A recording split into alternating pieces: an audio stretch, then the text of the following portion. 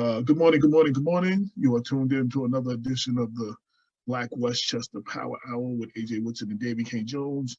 Damien is not here today. He is actually doing another interview with Lou Ross and the Yonkers Voice right now. You can hear, as usual, you can hear what recording at home. You have voices in the background sometimes that you can't control. So please disregard all of that. But hey, Percy Cole, how you doing? Today we have Karen Newirth of the Exoneration Project. Did I say that right this time? Yes. The Exoneration Project. How are you doing? Welcome to the show. I'm okay, thank you. Thank you so much for having me. I appreciate it. Absolutely, absolutely. So first off, let's talk about what is the Exoneration Project and why that is so important right now, the work that you are doing. Sure. The Exoneration Project is an organization dedicated to representing the wrongly convicted. It's an organization that's based in Chicago. We do a free legal clinic at the University of Chicago Law School, but we work nationwide. My role there is as a staff attorney, and what I'm also the director of our Mass Exoneration Initiative.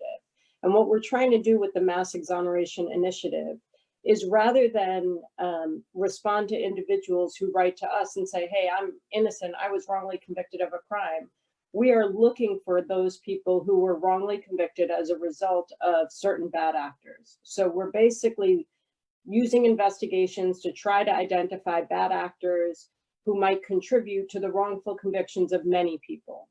Those could be bad cops, they could be bad lab analysts, and we have examples all over the country. In Massachusetts, 2 bad lab analysts from drug labs in Massachusetts caused thousands of wrongful convictions.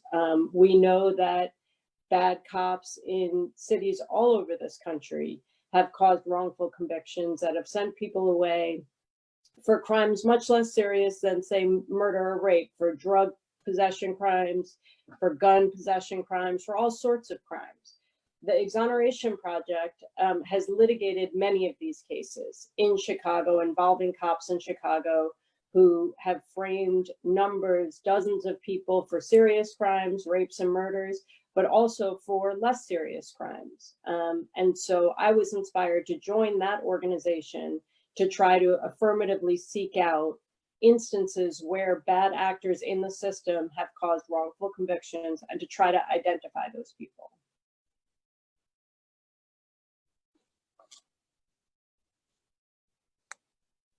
Sorry about that, muted myself to kill the background noise. So for those who don't know, what is the difference between the Exoneration Project and the Innocence Project? Because a lot of people have heard of the Innocence Project, and I actually called you, said that was you for a minute too. So what is the difference between the two, and why do we need both entities? Well, so there are actually many innocence organizations throughout the country. The Innocence Project was the first of these organizations, founded about 27 years ago by Barry Scheck and Peter Neufeld. It's based in New York City. It also works nationally and has been a leader in DNA-based exonerations, as well as playing a key role in policy reforms throughout the country. I worked there for 8 years before joining the Exoneration Project, and it's a fabulous organization that does really wonderful work. Other organizations, innocence organizations, exist elsewhere. There are other innocence organizations in New York, in New Jersey. The Exoneration Project is based in Chicago and handles cases that are both DNA and non-DNA cases. Why it's important is because there are wrongly convicted people all over this country, in prisons throughout this country, and they need all the help that they can get. So now you got in touch with us because of a story that originally ran in the Gothamist that we've also reposted. About some Mount Vernon, some secret tapes by a Mount Vernon whistleblower cop. That's right. And then you and I started talking. What made you start looking into Westchester? Where are you based originally right now? Where are you based? I'm based in Brooklyn, New York. Okay. What made you start looking at Westchester? Well, so when I started this work in September, I started by issuing foils largely in New York City, to get information about cops that we knew had either credibility problems or had themselves been arrested and charged with crimes in connection with their policing duties. So perjury, lying on a search warrant application, stealing evidence, planting evidence, all those kinds of crimes. What we were trying to do was say, we want to know more about these cops that are known to be or believed to be bad actors, and we want to know about the cases that they were involved in. Because even when you have a police officer convicted of a crime that implicates his truthfulness and his lawfulness in executing his policing duties, we don't know what happens to all of those cases that came before he was caught. And Right. what I was trying to do was, using the FOIL, the Freedom of Information laws, is get at some of those cases. And needless to say, it was not easy and it was not particularly productive. George at that time was also, George Joseph, the journalist at Gothamist, was working on some related issues, trying to get the district attorney's offices to release their lists of police officers who lack credibility or against whom there have been bad credibility findings. And so I started following his work closely, and he started reporting on some police officers in Mount Vernon, and in particular, the dismissal of a criminal case against one individual who was part of a large drug bust in Mount Vernon in 2018, because that individual was not in the state at the time he was alleged to have done a hand-to-hand sale with an undercover. And so I became interested in looking at the 25 plus convictions that were obtained in connection with that drug sweep. And that drug sweep was announced by the Westchester District Attorney in May of 2018. All of the people who were arrested or sought in connection with that were, their names were made public, pictures of them were made public, and they were all prosecuted, and to my knowledge, all or almost all took guilty pleas. And so I started to think, here we have a situation involving a police officer that is being reported to have engaged in misconduct, brutality, and alleged to be working with drug dealers and the like. And we have a drug bust of nearly 30 people, one of whom could prove that he was out of state at the time. And I thought, I'd like to know if there are other people in this group who also would say that they were factually innocent, that they did not commit this crime. And so I started reaching out to the folks who were involved and identifying other people who also claimed that they had not engaged in those drug sales, but had nevertheless pled guilty, because as this system does, there is really often no choice but to plead guilty, because fighting the case and going to trial creates far too great a risk that you'll be facing a very, very serious sentence. Right, and that was what led to the criminal justice reform that was rolled out this year, because there was a lot of people sitting in the county jail who, couldn't afford the bail. So for nonviolent offenses and for misdemeanors and nonviolent felonies, I think they had the no bail situation. But bigger than that, on top of you sitting in there with no bail, they also passed discovery, because you didn't know what they had. A lot of times the DA, the prosecutors did not have enough for a case, but you were sitting in there long enough and they just made you a deal to plea out, and you did, just to get out of jail. You understand what I'm saying? Well, now you'll have the discovery, and you can see what they have. You understand what I'm saying? Like, so I think that was good, but they still needed to reform the reform, because there was some people that was getting out that probably should not have got out. So I think they've tweaked it a little bit. They're about to roll that out in July, I believe, right? That's right. Yeah, you're pointing out, the work that I'm interested in. There are many people who've been wrongly convicted of serious crimes and may spend the rest of their life in prison. The work that I'm interested in right now is people who have been convicted of less serious crimes, and so may spend a less significant amount of time in jail, significant to them personally, but we're not talking about 20 years, but still have their lives significantly impacted. Like the young man in Rikers, was the young man in Rikers who ended up committing suicide, I believe. Right. He was in Exactly. there. He So was in this there so long, and and in solitary confinement. right, and I think it turned out that he was not guilty of whatever it was he was being held for. Or something. That's right. So that was Khalif Browder, and the case there was that he was accused of, I think, stealing a backpack, which he didn't do. And he, you were pointing out the kind of ways in which high bail can essentially coerce people into pleading guilty because they get put into a place like Rikers or another jail. They don't really have complete access to be able to defend their case. They're missing their family. They may lose their job, which they might be able to keep, whether, if they were out.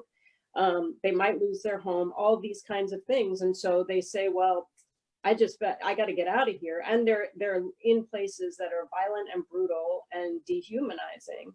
And so rather than, endure another day, another week, another month, they say, let me just take a plea. And, we see that all across the country, the way that bail is used as a pressure point to make people plead guilty. In this country, people generally don't go to trial. Right. We know that it's, 97, 98% of cases are resolved by plea. The discovery reform that you bring up is also very, very important because it is putting a short time frame on when discovery has to be disclosed to defendants so that, even if a person is detained, they have an ability to see what the case is against them and to really make an evaluation about whether or not it makes sense to fight the case or to take the plea. We're trying to, level a system that is incredibly unbalanced, where the state and the government and the police have all the power and individuals have very little. And especially if you're poor, if you're Black, if you have a prior criminal record, if you're another person of color, if you live in public housing, if you depend on public benefits that you stand to lose, if you have children, it's all the worse for you. And these reforms that you're talking about are attempts to try to level the system. But I think what we're seeing now in the wake of George Floyd's murder and other people's recent murders is that a lot of people, a shocking number of people, are getting behind the kinds of reforms that criminal justice reformers have been talking about for years. And that is an incredibly heartening development to me personally. And, while it does not change the horrific facts of what is happening on the ground to people and to Black people in particular every day, we're seeing kind of the sort of change that I think 6 months ago, people who do this work would never have thought possible. Now, talking about the George Floyd situation, national attention, protest in 50 states and over 20 countries, saying his name and saying Black Lives Matter and stuff like that. I'm not ready to sing choruses with everybody else of change gonna come and start celebrating because some of these people are putting these Band-Aids on bullet wound solutions, because we're not getting to the root of the problem. We're not dealing with the legislation, passing, changing policies in the police department is not good enough because Pandaleo, the officer in the Eric Garner case, the New York City Police Department banned chokeholds like in 90-something, 93 or something. And yet, all these years later, 2014, Eric Garner was choked to death. Pandaleo, while he violated police policy, he did not break the law because it was not against the law. And so just changing the policy is not good enough. There's a need for, I'm reiterating this, and I'm sorry that my partner Damon's not here because he already agreed to be on something else because he's really behind that as well, challenging the elected officials to pass police crime laws, which, that defines what a police crime is. And if you violate your policies, procedures, and training, it is a crime and you go to jail. And until we see that, and you actually see officers actually go to jail, like, I mean, I understand that officers are arrested, and I applaud the police department and the mayor of Minneapolis for the arresting them in the 24 hours and getting them charged. But one, I don't know if that happens without all the protests, one. And two, arrest is not enough. So if they thought that just arresting them was going to be enough to silence everybody, I urge people to keep fighting, because the fight is not over until officers go to jail. But Al Sharpton, I very rarely quote him these days, but Al Sharpton said, if the officer would have went to jail in the Eric Garner case, the good chance George Floyd is alive, because you would have had a precedent of officers going to jail for that. And that might have been in the back of that officer's mind when he blatantly did what he did, because you're going to go to jail. If nobody goes to jail, it's just like, okay, so, there's no deterrent, and you just do, you think you get away with what you want to get away with. So I just had to get that out, because that's what's going on currently. Yeah. No, I think everything you're saying, I agree with. Changing policies is a start. When we talk about defunding the police, right? We're talking about changing the size and the scope of policing in this country. I have a child who is in a public elementary school here in New York City. There are 2 police officers who sit in that school. Now, we know that nobody, they're not gonna, it's not my child, my white child, that is, we need to be worried about, but the appropriateness of having school security allocated to police officers is an area that we need to think about. Likewise, having police officers dealing with people on the street who are mentally ill, right? And I mean, it just comes back to the old saying that if you're a hammer, everything looks like a nail. Like a nail, yes. And so, we're trying to treat many, many social problems through policing rather than through the kinds of organizations or individuals who are trained to properly deal with them in ways that are nonviolent and don't escalate. So I agree with you that, changing certain policies is not going to be the end all be all, but I do think that it's a start. And I think, it's a start, but I just don't want, like, people were celebrating, and we should celebrate that they all were arrested. People were celebrating that the city council passed certain things. In New York, I think they're just passed the Eric Garner Act that has been sitting in the assembly for 4 or 5 years now. Yeah. Which again does not get passed if you don't have this national protest, right. Which is why protest is good. But now we need to do more. We also need to protest at the ballot box, which brings me to my next topic. Shout out to George Joseph, who's tuned in, and he posted the link to the article that he wrote that is what got us together. And in it, I know he did, and I believe you did, when you said you were foiling certain departments. Did you foil our current Westchester District Attorney? Yes, I did. And what was the response there? Oh, I have a couple of foils with the Westchester District Attorney's Office. One was to identify specifically individuals who were, well, let me back up. We know that there are we know the names of certain Mount Vernon police officers who've been charged with misconduct. We also know a number of other Westchester County police officers who've been convicted of crimes and fired from their jobs, crimes in connection with their work. So I foiled them to find out what cases were these officers involved in? Who were the citizens who were touched by these officers? Because I want to know if those were legitimate arrests, if those people pled guilty to crimes because they were in fact guilty, or if they pled guilty for all the reasons we just talked about. That FOIL was denied. The Westchester District Attorney responded that they do not maintain records by officer and that they are not required to create documents under the FOIL law, which is true, and that's under appeal. second foil that I have with them now is seeking a number of records relating to how they call police officer witnesses, right? What just simply the mechanism by which they let a police officer know, hey, you need to show up in this court today. And then district attorneys are required to turn over certain categories of information relating to their witnesses. And so I asked for information relating to credibility issues, misconduct and the like for certain officers. And that's also been denied and is now on appeal. And the Westchester County District Attorney did respond to that request in part by producing a list of some Westchester County law enforcement officers who have either had adverse credibility findings made against them, or who have had criminal convictions, or who have pending criminal cases.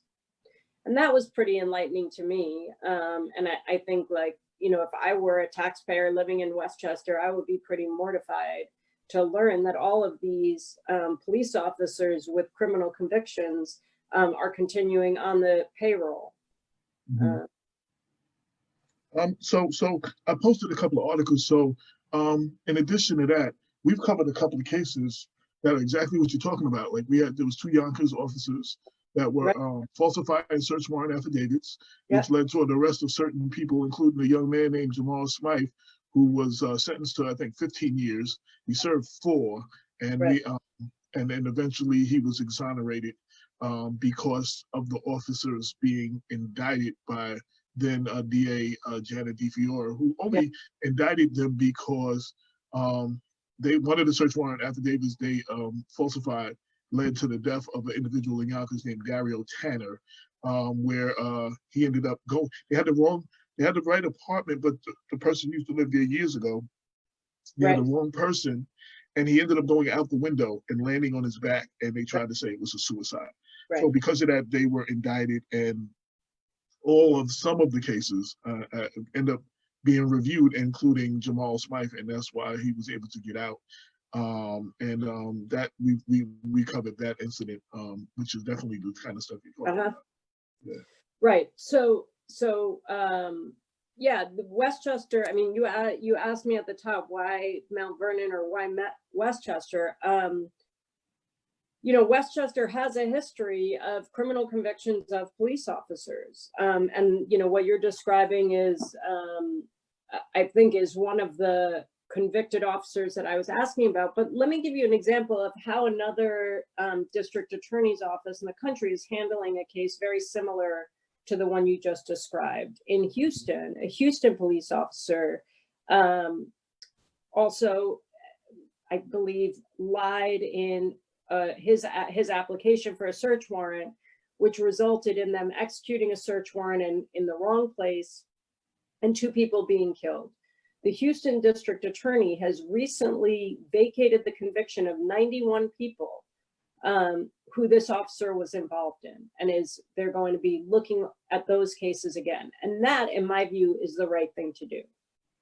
That's not to say that every one of those convictions should ultimately be vacated, but a responsible DA would look at every single one of those cases and say, did this officer lie on the warrant in this case or lie in some other way? Did we fail to disclose information that we were constitutionally obligated to turn over to this defendant, thereby violating his rights and making this an unfair conviction, right? Meriting either vacatur of the conviction or retrying the case or whatever, and also to look at, was this person framed? Is this an actually innocent person who took a plea and shouldn't have? And what can we do for that person? What can we do about these illegal actions in connection with policing? 2 things real quick. I want to shout out a few people, and also I don't know if you can see your screen. I need you to move more into the middle or turn your screen, because every time you lean out. Oh, like sorry. right now, you lean out of your screen a little bit. No, you turn sideways. I need you to face the camera, but just Okay. be more in the middle, like move more to the left or to the Okay. right. Yeah. So you're more centered. Because as you were talking, you were leaning over and over, and we were starting to lose half of you. So shout out to Nancy Cater Maldonado, who I just interviewed the other day, whose son was killed after an altercation with the Greenberg police. Shout out to Wilfred Dennis, whose brother was a victim of senseless gun violence in the streets of Mount Vernon, and it's one of the many unsolved homicides in Mount Vernon that hasn't been solved. They're listening. Shout out to James Cook and everybody else that's tuned in. Now back to and George Joseph is tuned in. If you can just also post a link to your story again. Back to the story, one of the allegations in the story was this whistleblower officer was saying that people were being framed, and you know, there was an allegation that they had undercover officers, UCs, undercover.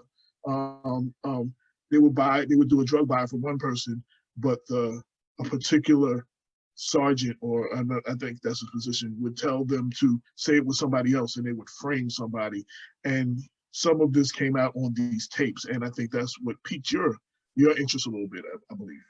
Yeah, well, so, you know, my interest was piqued back in February when I learned about this individual who was being prosecuted for an alleged drug sale to an undercover on a date that he was not in the state. Okay, because that says to me there's something wrong with your undercover buy operation. That's obvious. You don't need to be a lawyer to figure that out, right? Right. The entire operation, this drug bust operation, and there have been many of them throughout Westchester, functions in this way. An undercover police officer is brought in, usually from outside of the city or town where the drug bust is happening. That person does hand-to-hand buys with individuals and then is asked to identify them, and then they're later arrested. A number of people I spoke with and who are now my clients said, I didn't do that. I wasn't there, but they were indicted a year later. So what proof do they have about where they were and what actually happened? They have a very difficult time establishing their innocence, right? In some cases, the alleged buy was more than a year before they were indicted. So that I got interested in looking at these cases just by the fact that somebody who had been charged and who the Westchester DA was going forward with a prosecution was out of state and had proof of that during the pendency of the case. And ultimately, the Westchester DA did dismiss the case. What's become interesting now with the tapes you're talking about is that the whistleblower police officer Bovell has tapes of other Mount Vernon police officers describing how, for example, a detective pressured an undercover to identify people who weren't actually the seller, okay? Which explains how people were wrongly indicted and arrested and convicted of selling drugs when they didn't do it. Likewise, the tapes report that detectives planted drugs on people and engaged in brutality of innocent people. And in one case that was reported, that after they beat up an innocent person, they claimed that they witnessed him do a drug sale.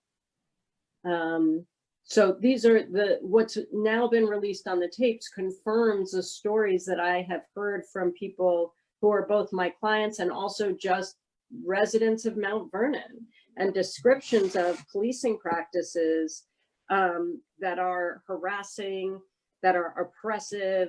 You know, we are rightly concerned with people who are murdered by police officers or killed by police officers, but you know, there's a full continuum of ways in which the police interact with citizens, and particularly the Black community, that are abusive and that have very serious consequences for people. So I'm not, you know, at all minimizing these horrific deaths, and my heart goes out to the friends, the family members, and the communities of people who lose their lives in these ways.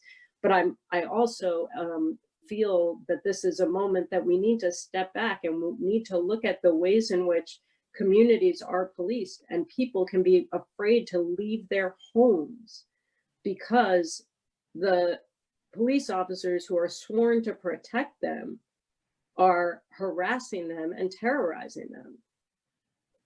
I have a question. So one of our listeners said, so you said the DA did dismiss the case against your client who was out of the state when the drug deal happened. What did you need to do to get that to happen? Did the DA, did DA so-called conviction integrity unit review it? No, so that individual was not my client at the time. And, you know, the things that lined up for that individual were, to go back to our conversation earlier, he was not incarcerated. He was able to make bail. So he was out. Okay. And he also had the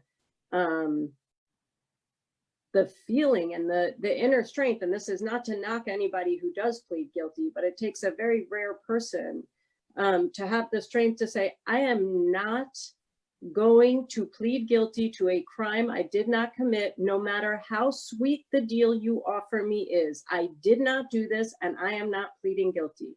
And that is what this individual did.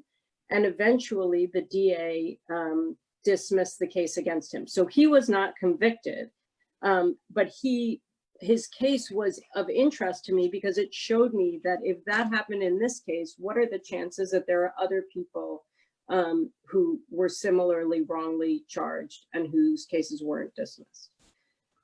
Yeah, now, speaking okay, of, sorry to go ahead, AJ, but no, speaking of the DA's conviction integrity review unit, I have formally, in light of George Joseph's reporting, we formally asked the Westchester County District Attorney on Friday to review all of the cases in connection with this particular operation, as well as all cases in which Detective Camilo Antonini played a role, and more broadly, to investigate the claims of misconduct within the Mount Vernon Police Department that have now been revealed, and that the Westchester District Attorney has had since, you know, for well over a year. We haven't had a response to that. We're also, the Exoneration Project is also now broadening our review of cases in Mount Vernon, and we're inviting people, if you were wrongly convicted, meaning that you are factually innocent of a crime that you were convicted of, we would like to speak to you. And you can visit our website at www.exonerationproject.org/Mount Vernon to learn more about what we're doing and to complete a form giving us information about your case. We take these allegations of widespread misconduct very seriously. And we know from our organization's experience and the experience of criminal defendants all over this country, whether in Houston, in Philadelphia, in Baltimore, in Massachusetts, that there may be dozens and dozens of people who have pled guilty or been convicted of crimes in Mount Vernon that they didn't actually commit. And we're interested in helping to uncover that injustice and to bring it to light and to hopefully right it for those individuals. I'm actually looking for a statement. The district attorney sent me a statement that was saying that the reason that he received the tapes, but that there wasn't enough to go on from the tapes that they investigated, and they couldn't get any witnesses to come forward in the case. I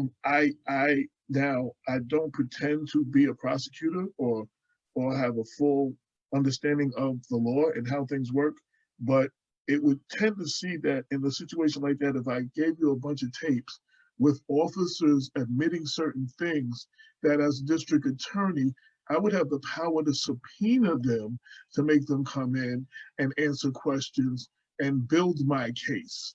And again, I don't understand the full job of the district attorney, but I think to say that no one would come in I think, is failing to do your job. I mean, and that's just, if you'd like to speak, I just want to. Yeah, no, I mean, I'm smiling because rarely do you hear in another type of situation, a crime occurs and a prosecutor says, well, nobody came to talk to us, so nothing we can do, right? I mean, that the prosecutor's office has a range of tools, subpoena power being one of them, available to them to investigate. Speaking with the police officers would be one, speaking with individuals who were convicted by the officers whose names are in the tape, whose fact patterns have the kinds of facts that are described in the tape would be another. Reaching out to community leaders and saying, we're really concerned about these allegations, and we're not quite sure where to start, but what we want to do is figure out if there is truth to them and understand the scope of it and how to fix the problem. Right. So yeah, I just had a problem with all of that. Trying to pull up the because I wanted to read his statement. Yeah, exactly. I mean, the statements from that office have been, very inconsistent. I believe in the news reporting, they sort of said we investigated and it's closed, or maybe I have the timeline mixed up, but there have been statements to the effect that we investigated and there was nothing there. There have been statements to the effect that you just said that, nobody came forward, so we can't really do anything. And then there have been statements to the effect that the investigation is ongoing. But this points up another issue, right? Which is that district attorneys, prosecutors have constitutional obligations to disclose exculpatory evidence to criminal defendants, as well as impeachment evidence that would impeach their witnesses. And so they've been sitting on tapes, which in and of themselves may or may not fall into those categories. Probably, somebody who takes that obligation in a more conservative light would say, well, it's uncorroborated hearsay, but it cannot be consistent with one's constitutional obligations to do no investigation and then simply say, we didn't have to turn any of this over because it wasn't corroborated or it was hearsay. In other words, you cannot bury your head in the sand and then act like you've complied with these very important constitutional obligations. Right.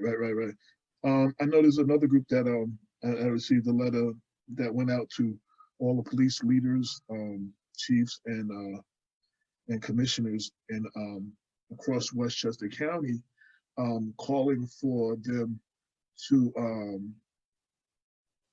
be more proactive in changing the biased police practices and the problematic lack of transparency and on and on and on. I don't know if I sent it. I'll make sure I send that to you.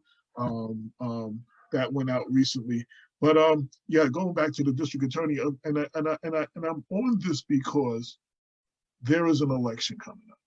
Yes. And I mean, full disclosure, I have endorsed the candidate, but I don't take things like endorsements of a race like this very lightly.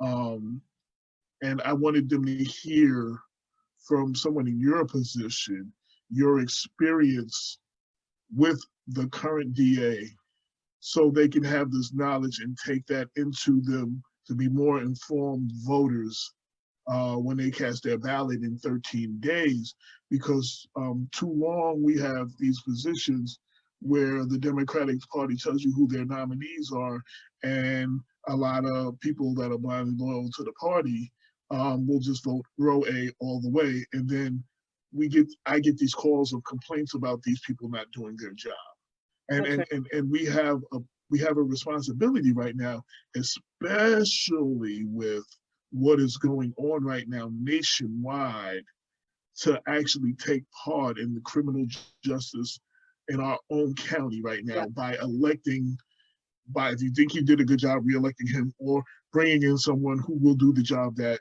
I feel he has not done. That's right. So look, it's critical to vote here in this election. Sorry about that. Mm-hmm. district attorneys, and much has been written about this, and I don't think we have the time to get into kind of the power of a district attorney. But when we talk about criminal justice reform on the local level, district attorneys are probably the most important actor that a voter can touch to ensure criminal justice reform, okay? And that is because the district attorney has broad authority and also very broad discretion about what to charge, what not to charge, how to, how to use their authority over law enforcement to require different practices and procedures, and also, of course, to discipline or even criminally charge police officers. So an election for a local district attorney, if you care about criminal justice reform, is an election you've got to vote in. And what we see here is that the candidate that you have endorsed, Mimi Roca, has a number of reform agenda items that will certainly go farther towards criminal justice reform than anything that the incumbent district attorney has publicly said. So I think, one has to look at the candidates and what they are promising, look at their platforms around the issues that you care about, whether it's policing, whether it's over-criminalization, whether it's the treatment of minor criminal offenses, and vote your conscience. But absolutely, the upcoming election for this role is essential for those of us who care about criminal justice reform. Absolutely. And one last thing, and then I'm off the DA for now. Mm-hmm. So one of the things when you did FOIL, where you were given the quote unquote bad cop list. It's called something, but which I think that was a rush to judgment to put out because we put pressure on him. That did not. There are cops that deserve to be there who have a credibility, that should have a credibility problem when it comes to testifying. And and one thing I wanted to say also, just for the record, because people might be like, "What's the big deal?" If a police officer falsifies search warrant affidavits or lies or plans, that's the equivalent of perjury. That is a crime, and those officers should be convicted. Correct? Yeah, absolutely. Yeah, I mean, a civilian who lied under oath is likely to, in a very serious matter like that, would be charged and likely convicted. Right. So while they're allowed to lie to you when they're questioning you, but when it comes to when they fill out the information for a search warrant affidavit, or when they that's a legal document, and then that's the equivalent of perjury in court, because that is used to prosecute people. Well, and it's also provided, under you swear an oath when you provide an affidavit. Right. So I just wanted to, But so the list that I believe you've reported on and you published had several names of individuals who had adverse credibility findings. Now, it's not clear what how the Westchester County District Attorney defined adverse credibility findings. Was that from a court? Did a court say when that individual testified, "I think you're lying"? Was it that a jury didn't believe an officer's testimony? We don't know what precisely that means. But yeah, and we also don't know who was excluded from the list, right? What judgment calls were made in compiling this list. And so who's on, who's off, why certain people are on, and maybe others who engaged in similar conduct are off. We have no idea. And you can't trust the integrity of the office if your own investigator is on your list. Yeah, that's very troubling. I had a problem with that. And that's what I called out in the article. Why haven't you released the list? Is it because your investigator would be on that list? And he then released a list and he was on there. I mean, you know, that's problemsome. So like, you know, I really want to get into why you're doing the work. Like, not to make it a black-white issue, a lot of people don't understand the criminal justice system and what goes on in the Black community, and you know, to partake in seeking out people that may be innocent but then have been convicted. What drove you, what inspired you to get involved in this very important work, which is very important, but Yeah. a lot of people, no disrespect, that look like you just suffer from white privilege and don't understand what goes on. Like, you know, what goes on in a being Black in this country that lead to these criminal justice situations. Well, you know, I have to credit my parents, you know, who raised, I'm Jewish, not religious, but, you know, the Jewish tradition, cultural tradition is very strong in our family. And we, you know, I was raised with ideas about the importance of justice. My mother was active in civil rights as a young person. And so I, you know, was just raised this way and had this interest in understanding how the government uses power against the people who are disenfranchised. And I started my career as a criminal defense lawyer working for a very high profile criminal defense lawyer in Manhattan.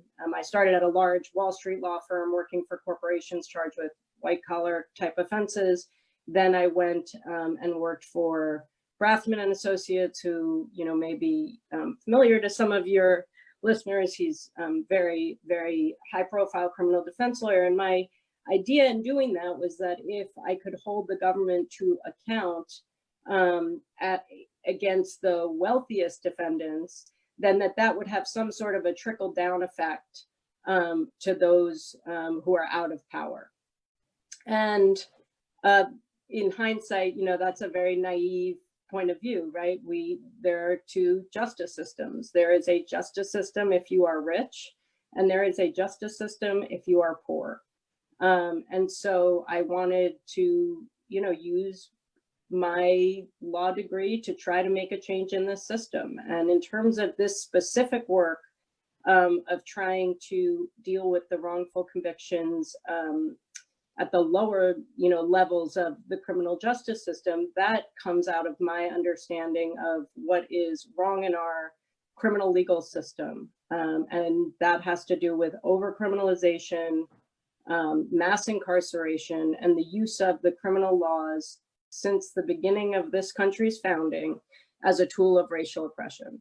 And so, you know, we have a triangle. If you think about, you know, where people are convicted of crimes, there's a triangle, and at the base is mostly these drug and gun possession type charges. And so I just, you know, believe that it's important to free people from this kind of violence that is occurring on a daily basis. And, you know, as a white person, one thing, you know, talking about white privilege that I think is something that most Black people understand, but most white people are largely unaware of, is the kind of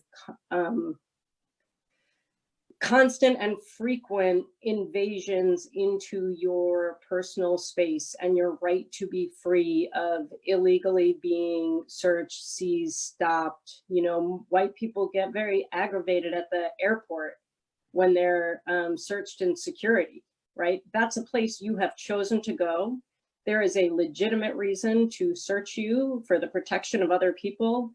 And people get really up in arms about being stopped and touched and, you know, delayed and detained and humiliated. And that is, you know, an everyday, maybe multiple times a day thing for certain groups of Black people who live in certain places. And that is fundamentally offensive to me as a person who values freedom. It's a long answer. I didn't expect you to ask me that, but that's the reason that I do this. Hold on. I'm sorry, I'm having another conversation in the house as well. Speak about, the reason I asked that question specifically was because with your law degree and you said you work for Wall Street, a lot of people in your position would, this is not something that is definitely financially rewarding, that, like there are other things you could be doing as a lawyer to make a lot more money than fighting the system for Black people who have been convicted. Listen, for me, it is a privilege to be able to do this work. I love it. It lifts me up. It makes me feel like I can do something to change what is, an outrage in this country. And so, I feel very fortunate, very lucky, proud and privileged to be able to do the work. That's it. Speak about, and this is a word that's been thrown around a little bit because of the George Floyd and, MSNBC and CNN a little bit more now. But I think very few people understand what it means. Implicit bias. How does that play a part in our criminal justice system? Like a lot of people in the Black and brown community feel that Lady Justice, who's supposed to be blind, supposed to have a blindfold on, that she peeks under the blindfold to see if it's a Black person before, for extending justice. So, and how does implicit bias play a part? Because some people don't even understand that they have it. You understand what I'm saying? Absolutely.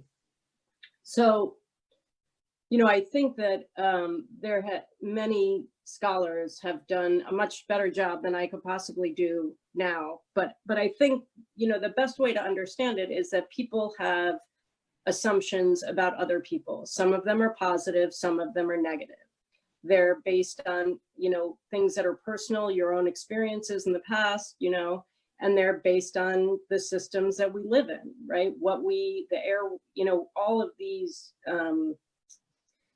racism and sexism and how, all of that is, I have 2 young kids. It's in the air, it's in the water, it's in everything, that's in children's books, it's in Disney, it's everywhere.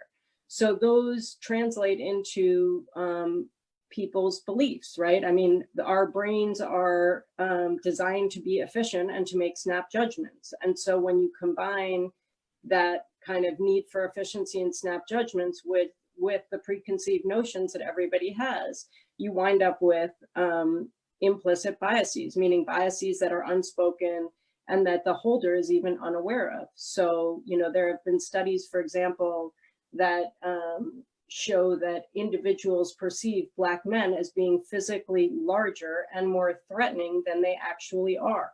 So, a study where they take participants of all races and they show them Black men, and then they ask them, how tall was that person? How big was that person, et cetera? And people across races tend to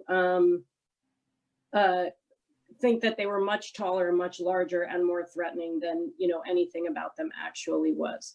And so that's sort of the individual implicit bias, but then that turns into our system. So if police officers have implicit biases to think that a Black person doing something or nothing is engaging in a crime, and a white person doing the same thing or doing nothing is not, they're going to stop a Black person more frequently. If the prosecutor thinks that the facts as described by the police are likely to be true because of their implicit biases, they're going to be more likely to charge. And on it goes. And I think, that's for everybody. That's for defense lawyers. That's for judges. That's for everybody. So, we need to interrogate what our biases are, become aware of them. I mean, the good news about implicit biases is that research shows that people can, once they learn to identify them, can change their behaviors, can be aware of when they're operating from those biases, and stop themselves. And so I think it's great that this conversation is happening. And we need to think about, training individuals, but we also need to think about how we can make systems less likely to function on those biases and more likely to really interrogate and question whether or not the individuals within the systems were acting from those biases. Now, you mentioned a little bit of this earlier, and I just want to get back to this, and I wanted to give you the opportunity to speak on it. So I know, a lot of people say they're innocent. I think everybody in jail thinks they're innocent. Says they're innocent. But so there's a lot of people I didn't do it. But for those who feel their rights was violated, feel like cops have lied or evidence has been planted, they don't really have a lawyer, and anybody who has a family member who is dealing with this, who may end up watching this. So that to get you involved, what do they do? What do them or their family members do if they're in a situation like that? Site, there's a special page for Mount Vernon, www.exonerationproject.org/Mount Vernon. You will see we've collected some of the recent articles, and we describe what we're doing, and there's a form for you to complete. So I would encourage you to do it and see if yours is a case that we can help. I also want to say, this is a long road, and because of the laws in New York complicate the ability of an innocent person who has pleaded guilty to undo their conviction, number one. So that's one problem that we will be wrestling with. And number two is that, and this is another problem with our plea-based system, is that if you are innocent and you get a good plea deal, if you go ahead and reverse that, you will be facing the original charges. So, every case, it's worth contacting us if you are innocent of a crime, whether or not you want to do anything about it. Because part of what is also important in challenging this kind of misconduct is identifying what the pattern is and being able to show it. I think that if we are able to establish the kinds of evidence supporting the allegations that we have heard, that might support an investigation into the department, into the individual officers, which could result in, sanctions to them, which would absolutely be an important outcome on a going forward basis, assuming that what we believe to be occurring is in fact occurring. It would inure to the safety of the community. So, I'm sorry, I want to introduce my partner. We're interested in hearing from people who are innocent and want to challenge their convictions. We're interested in hearing from people who are innocent and not sure that they want to challenge their convictions, but want to talk about their case and learn more about what we're doing, or who have information that might be to the benefit of other people who are innocent and want help.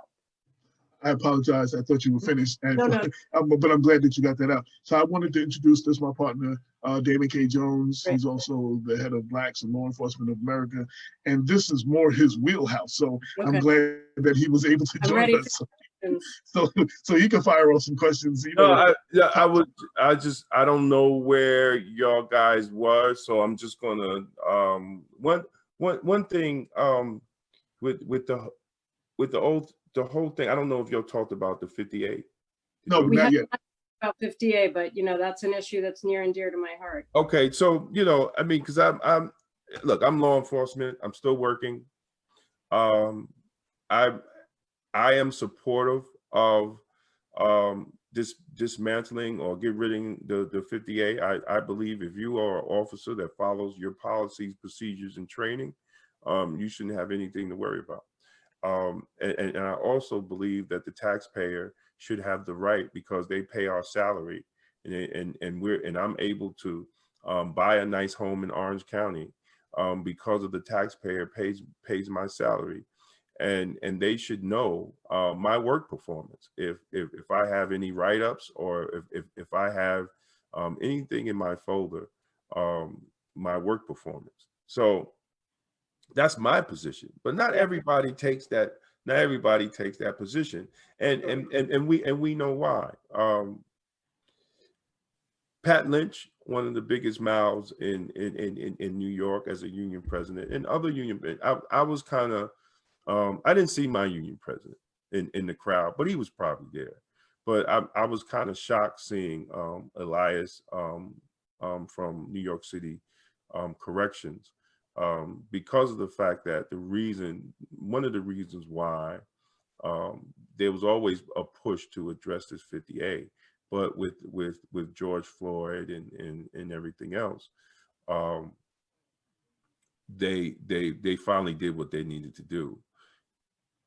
But to see a Black union president standing there knowing that he could have been George Floyd if he didn't have his union shirt on, or people didn't know who Elias was, and to the fact that Pat Lynch said what happened to George Floyd was horrific, but defended what his officer did to Eric Garner is total hypocrisy. Mhm. So I want you to tell the people in the work that you do, Sure. how this law repealing the 50A can help you in helping them. Right. I want you to expound on that. Sure. So New York has one of the strictest laws protecting police disciplinary records in the country. I want to pull up, share a website. Years and years of litigation in Illinois by journalists and others invested in criminal justice led to a website that people should check out. It's called invisible.institute/police-data. And what this website has is data, it has collected and shows data for misconduct, allegations of misconduct, civilian complaints, and the like for all the officers in Chicago. And it's fascinating. You get harassed by a police officer on the street, maybe you have a badge number, you look that person up and you see that, hundreds of other people have made a similar complaint, or something worse, God forbid, happens to you or a family member. And now you can find out what this individual's history of misconduct was, and your lawyer, your civil rights lawyer, can use that to help bring a claim that will vindicate your rights. For me, the work that I'm trying to do, as I discussed earlier, is identify police officers who've had certain types, engaged in certain types of misconduct that might be connected to getting people wrongly convicted. But as I discussed earlier, our foils have been unsuccessful, whether in New York City or in Westchester. And part of the basis for the lack of success is the secrecy laws of 50A. And so getting that law repealed is a huge step forward towards police accountability. And I think it's also connected to, it's not just connected to police misconduct or police violence or police harassment, but it's also, as Damon was just describing, it's relevant to all of us as taxpayers, and to these, questions about what's appropriate levels of funding for police, who should be on the police force, and et cetera. BuzzFeed some years ago had a dump of a lot of the complaints against members of the NYPD for a limited period of time. And one of the really shocking things, if you look, you can Google that and you can look through those documents. And I think any taxpayer would be fairly shocked to see the minimal discipline that officers who engage in, administrative misconduct or fraud. So, people who say, I'm injured, I can't work, and are yet working and maybe doing other jobs.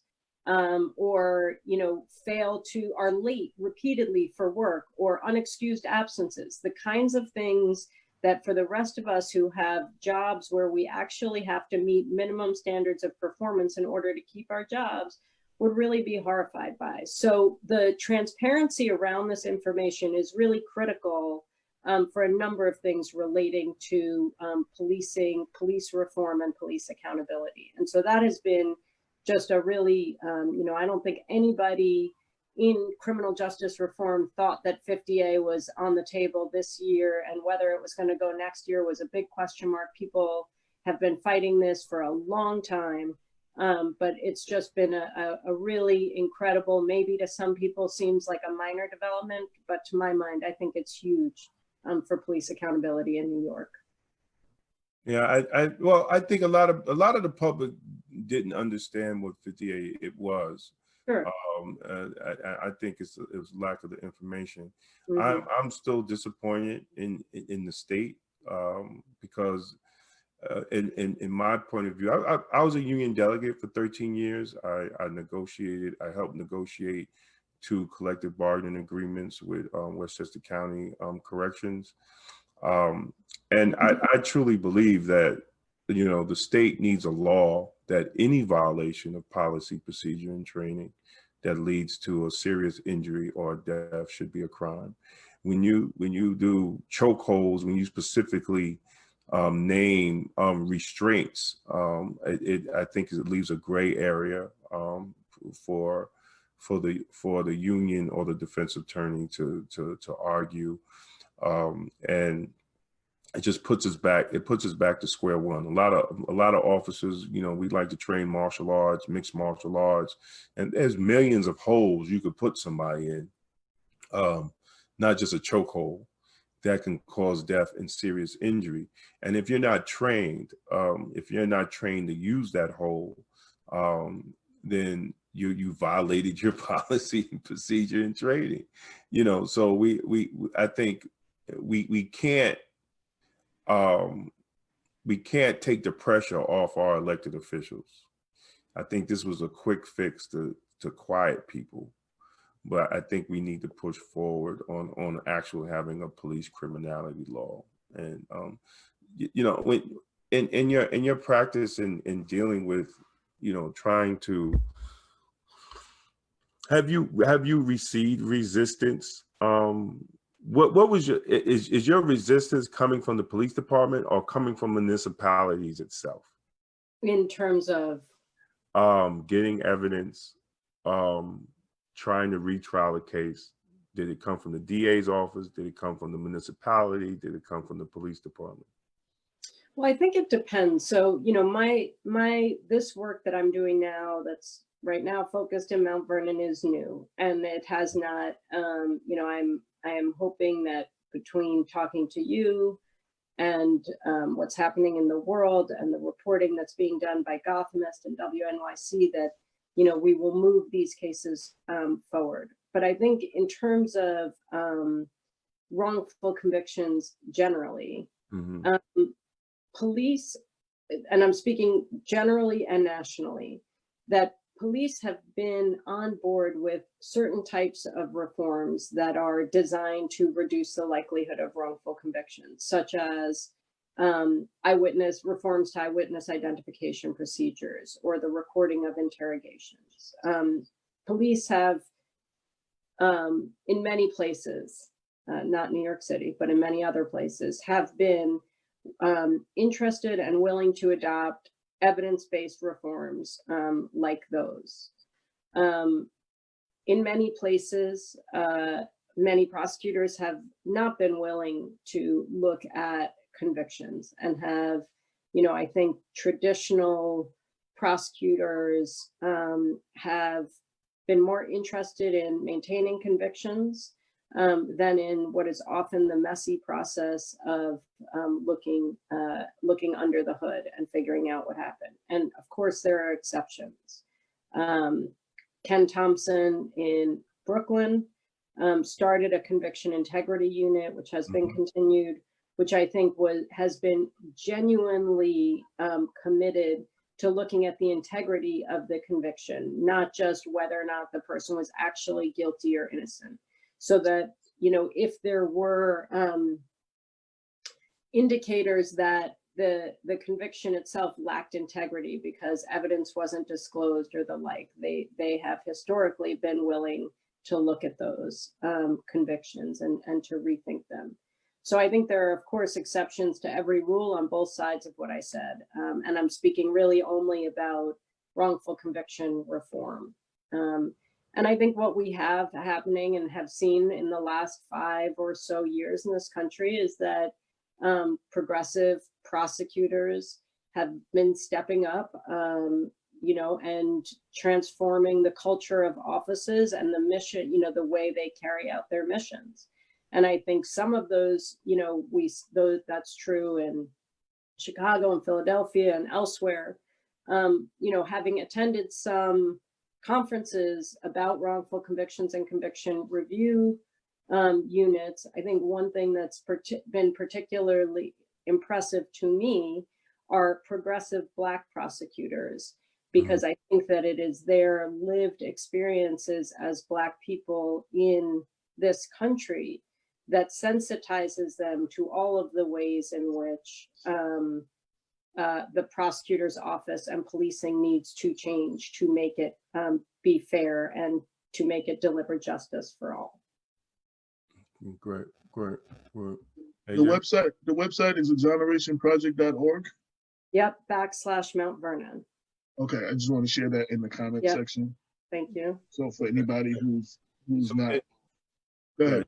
So anybody that's watching, if you know anybody in Mount Vernon that feels Or anywhere. I mean, or anywhere, you know, and we're interested in in identifying innocent people who have been wrongly convicted, particularly as a result of some of the kinds of misconduct that has been identified and maybe hasn't been identified, but especially Mount Vernon, yes. Right. And please give her a call or contact us, and we'll fill out the Google form, be in touch. That's great. And you know, I think to echo Damon, what you said and what AJ said earlier is, you know, the protests and the kind of online expressions of outrage and the coming together of people who have been doing this work longer and harder than I certainly have been, is that we're not there yet. We are off to a good start, whether it's 50A, whether it's the federal reform bill, whether it's you know, the Eric Garner law. These are all great starts, but we need to continue to press for real transformation of how policing is done in this country and how the criminal legal system is used and works in this country. And that, you know, to my mind, and thankfully there are people fighting for education reform and fighting to deal with the environment and all of these other things that affect people. But to my mind, continuing this fight for criminal justice reform is essential to really ensuring that Black lives matter. Period. And I just want to echo, and I'm sorry to sound like a dead horse. Beat the dead horse. I sound like a broken record, but the importance of voting. Yes. Not just in Westchester, and anybody who has a district attorney on the ballot this from in this election or forward. This is one of the most important things you can do as far as criminal justice in your area is vote for, and your vote, casting your vote for district attorney. Again, I told you who we're endorsing, but you need to look at the candidates for yourself. You need to look at the incumbent. Have they been doing the job that you voted them in? And if not, you need to identify a candidate that will. Damon and I found out just saying, you know, somebody got to go and we need change is not necessarily always a great thing, because the person who comes in might not be the change that you're looking for. We've personally experienced that. So you know, you have to identify someone who will do the job and ask questions of the candidate, make demands, and once they're in office, hold them to account. You pay their right. Absolutely. Is there anything I have not asked you that you want to get out about the work you're doing, about the Exoneration Project? I almost called it the Exoneration Project, or just anything that that just want to make sure I give you the information, contact information, if there's social media, you know, anything like that, anything that, you know, people listen. I don't think so. I would, you know, I really appreciate you all giving me this time and this platform, the ability to talk with your listeners and your readers. And, you know, as things develop, I hope we can continue the conversation. And I hope that, you know, I'm in a position to help folks who need it. Please reach out. Right. And just so we're clear, we have been talking about Mount Vernon That's and right. Westchester County specifically, but we have listeners, some listeners from Long Island and other places too. This is for anybody who has been wrongfully incarcerated, who has, dealt with this, that could use the help. This is not just for, I don't want people to be like, oh, well, I don't live in Mount Vernon or I don't live in Westchester. If you or a family member are going through this, you need to contact this organization and at least for a conversation and gathering. Yes, and on our, there is general intake on our website. So visit the main page of our website, exonerationproject.org, and you should be able to be directed to the help you need. But we look forward to hearing from you and hoping that we can be helpful.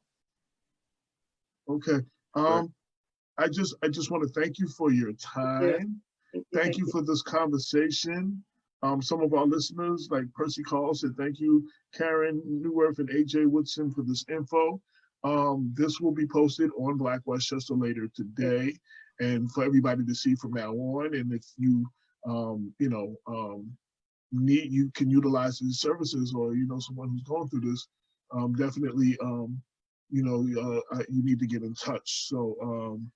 Again, I thank you. Again, I thank you for the dedication to this work. Again, because, like I said, with somebody, white woman, law degree, you could be doing something else, making a lot more money than defending Black people who are wrongfully incarcerated. Persuade me to leave it for the money. Right. You know what I'm saying? So I'm saying you could be doing a lot of other things right now, and you could sit on your white privilege and you not worry about this like a lot of other people in your position with your degree are doing. So it's even equally important to hear the words come out of your mouth and for our listeners to see and hear that. So I just want to thank you for what you're doing. Anything we can do, from this point, contact us. Anything, we can work with you on to help further get information out. Sure. Do you ever want to write an editorial or anything to reach the community, please feel free. Utilize us as that medium. And that's it. Damon, any questions, comments, quotes, anything? No, I want to thank you for the work that you do. And I hope we could help you get some people and address this issue. I really think this is a travesty of justice to the people of Mount Vernon that the district attorney is not actually looking into this the way he should, but in the city that he's from and claims to love. Exactly. Yeah, and I guess I would also just, we sort of briefly touched on P.O. Bovell, the whistleblower, and Right. I just acknowledge that, the incredible courage that it takes to come forward to sort of bring to light the things that he is doing. And that he is trying to change. And so, to the extent that I didn't acknowledge that before, he's a Black police officer.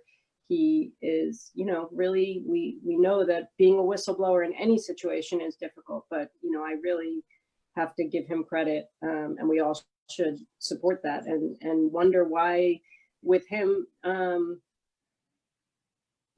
exhibiting this enormous amount of courage, he's not getting the support from the corners that he should to investigate these claims of misconduct. Right. You need the district attorney's backing, and also you need the support of your community. We say that if we want the good officers to speak up on the bad officers, when they do speak up, we need to have their back, like the young lady in Buffalo, like this gentleman here. We need to, the community needs to come out and overly support these bold people that do what we ask them to do, which most people don't do because of the retaliation. I mean, imagine what it is for a Black man. You remember the movie Serpico with Al Pacino? Yeah. He was white. You know what I'm saying? And Damon and I got the pleasure of meeting him a couple of years ago. He still has death threats from the 5 boroughs and can't go really into the 5 boroughs to this day. You understand what I'm saying? Like he lives upstate somewhere. He had to be escorted in and out for a press conference we had. So and he was white. So you can imagine, what it's like for Black. She said, somebody said, does this apply to the youth as well? Yeah, absolutely, sure. Okay. that was, YO or something like that. I mean, we have to look, you know, there's not a one size fits all solution, but absolutely, if there's a youth or a juvenile who took a plea or was convicted of a crime he didn't commit or she didn't commit or they didn't commit, we want to hear about it for sure. shout out to Patty Dukes from the Anti-Racial Alliance. With that, I guess that's about it. We'll have this up later, and thank you for your time. Thank you. Thank you for the work that you do. You have my phone number. Thank you. You know how to reach me if you need me for anything, getting the word out, anything, you know. Right. Definitely like to, and I'm gonna talk to you some more offline after this. Okay, sounds All good. right. Thank you. Have a good day. Thank you.